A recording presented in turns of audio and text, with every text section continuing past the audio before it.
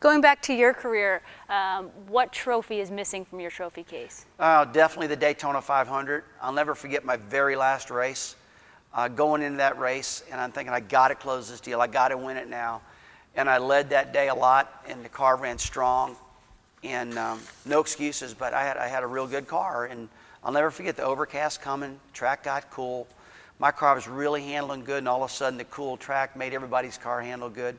And I finished 10th, I think it was. And it was a sad day for me. At 10th place, hey, the Daytona 500, pretty good, right? But for me, it wasn't, because I wanted to win that very last shot I had. And it was emotional too, because my wife hardly ever comes down to the garage area after the race.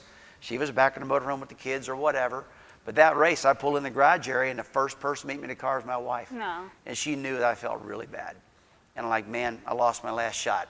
Got out of that car, wiped the tears away, and left. That was it. Well, speaking of tears and leaving, what led to your factors of retirement in 2005? Well, quite honestly, I had an offer with ESPN to go to work for those guys, to be their lead racing analyst. And I wanted to do it. I knew my career was going to wind down pretty soon.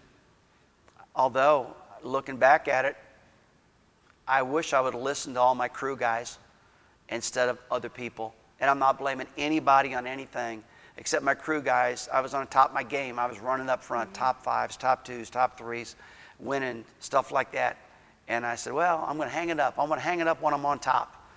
And I wish I'd have won at least another 3 more years. I really do, because I miss it. I still miss it real bad today.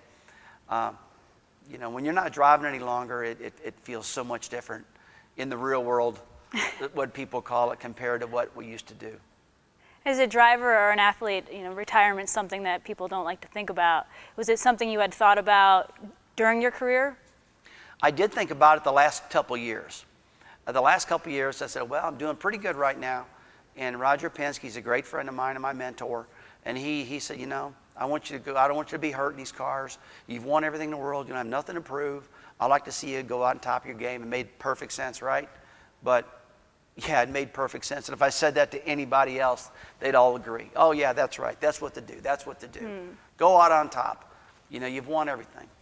Yeah, but I'll tell you what, I'll never forget when that flag fell in Homestead in 2005, I was sick, because I knew that was the last time I was ever going to get in a car.